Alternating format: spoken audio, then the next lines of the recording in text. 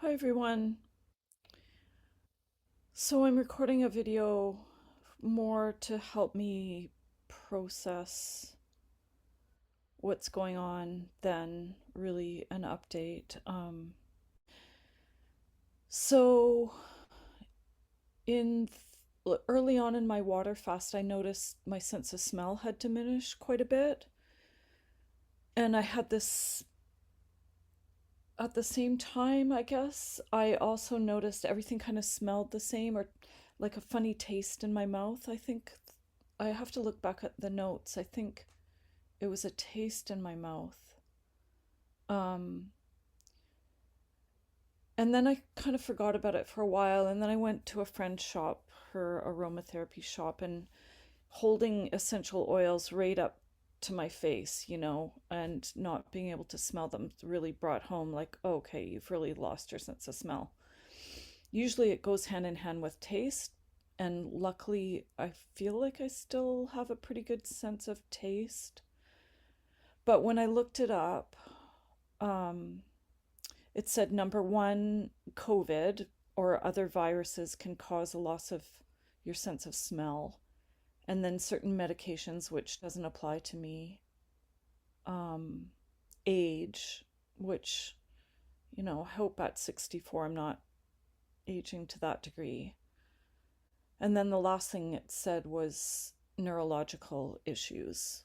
Um,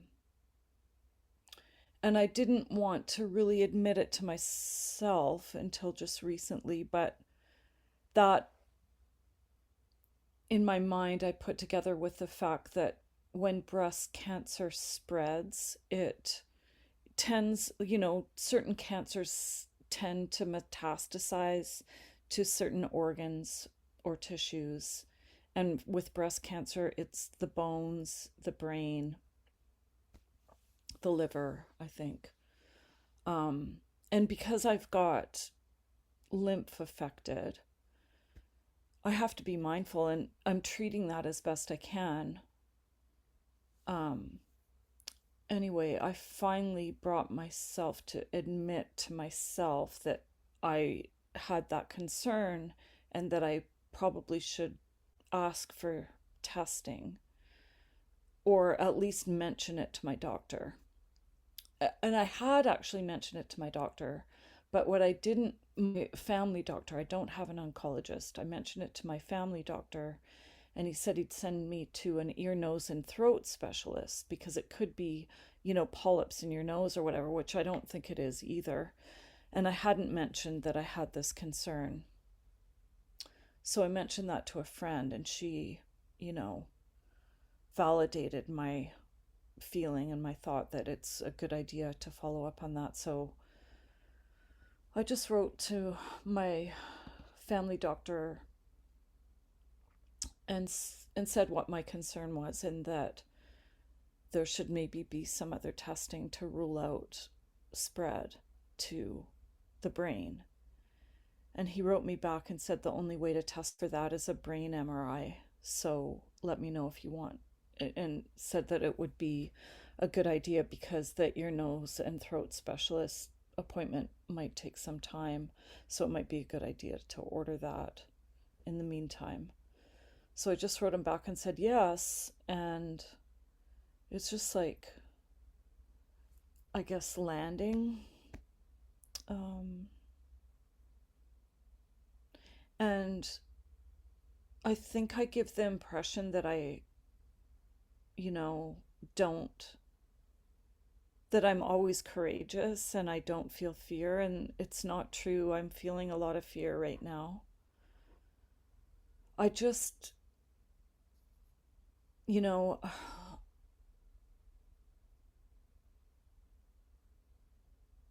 what do I want to say? Whether it's noble or not, I just really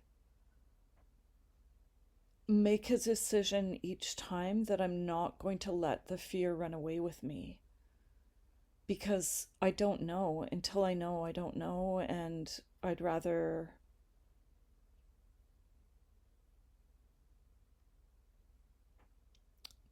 not draw conclusions. But I am scared, and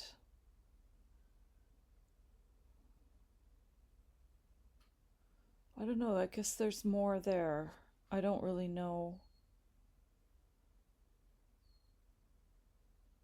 A mixture of things, like some frustration, maybe some resentment, like I don't know, not directed at anyone because no one's, doing this to me, but like, why me kind of resentment? Like, why do I have to deal with this ongoing? Why doesn't it just freaking go away?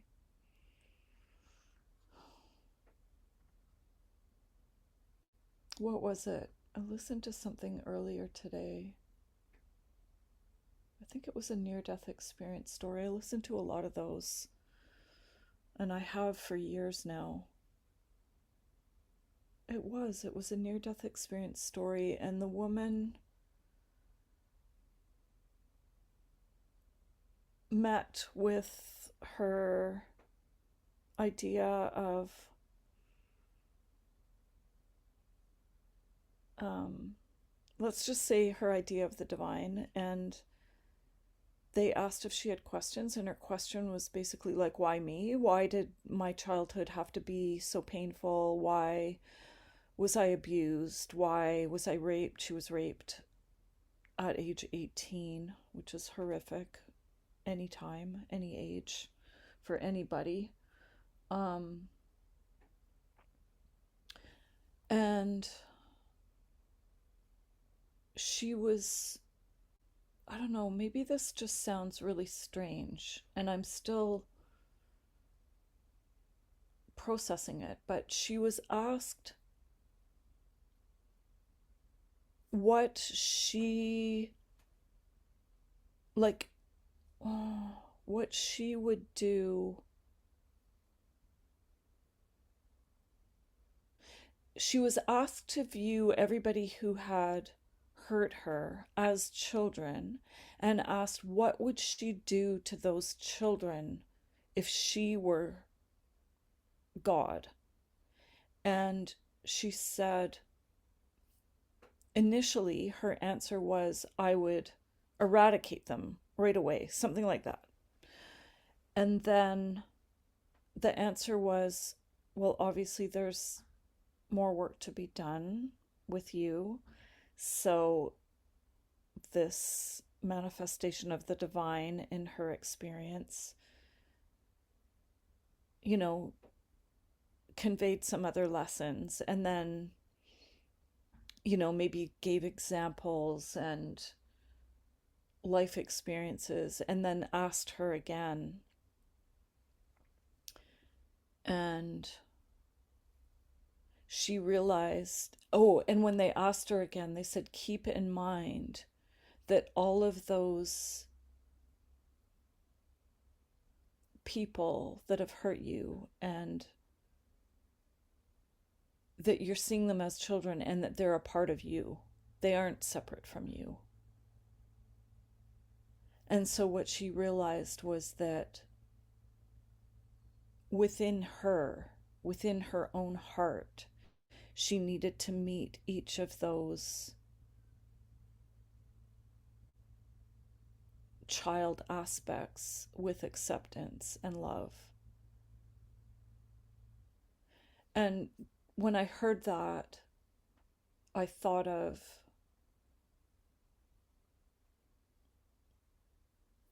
that's how I need to meet my experience with the cancer, that I need to meet it with acceptance and love. And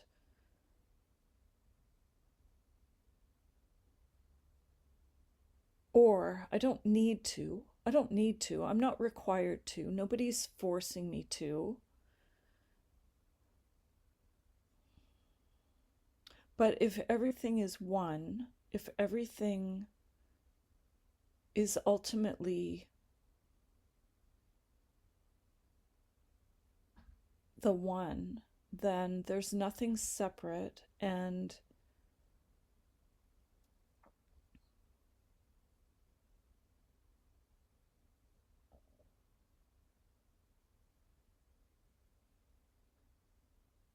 I remember early on in my diagnosis speaking to another woman who had been dealing with pancreatic cancer for a few years. And we both felt really strongly like that the Western approach to cancer, trying to kill it, and all the languaging around, you know, um, beating cancer, and it's like war language, that we did not resonate with that, and that it was within us, and so asking for acceptance and love.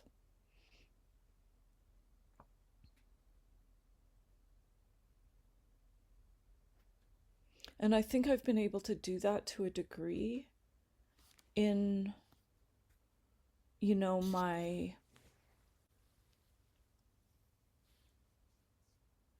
ability to be with it enough that I'm not rushing for a solution. I'm really feeling into.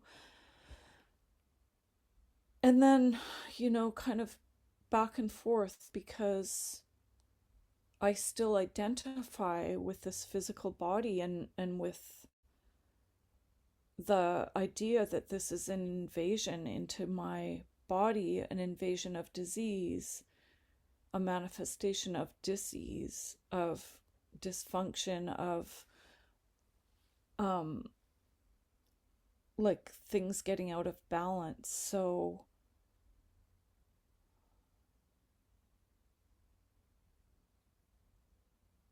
I haven't been able to fully embrace that truth, ultimate truth, and maybe I'm not meant to. Maybe on this physical plane we always have to grapple with um the duality, like that we're both spirit and form. um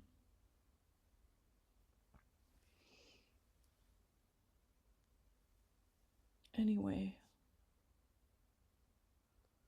I don't want to give the impression that I'm so self-sufficient, and I need support. I need my friends. I need my family, and um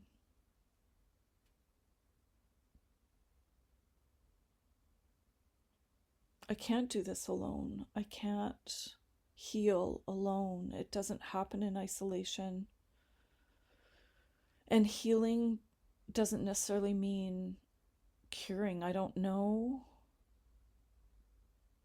if the cancer will be cured. It could be,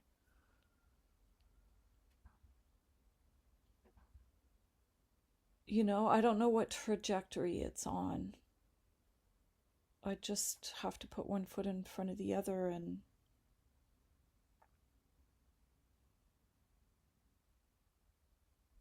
I just, well, I'm choosing to put one foot in front of the other. And I'm grateful to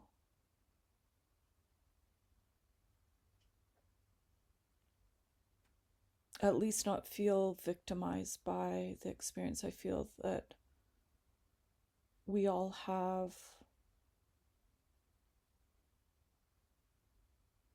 I've been listening to, I don't remember how to pronounce his name, but the Master Shaolin Kung Fu teacher who's been on a zillion podcasts lately, who was recently on Know Thyself podcast, and he's so solid in his understanding and knowledge, and I really appreciate how he explains it. But he was talking about, that you can't get too high on the successes because they don't last, and there's no need to get to be devastated by the failures because they don't last, and it's not forever. And we we have an experience of winning and losing, and our mistake is to identify with that and think it has anything to do with who we are. Anyway, I feel like I'm getting way too esoteric, and I don't know, maybe you enjoy that. But I'm going to sign off for now and just say I'm just human. I'm navigating this very human experience, and sometimes it's scary, and I don't always like it. And you are necessary in this world. And I thank you for being here.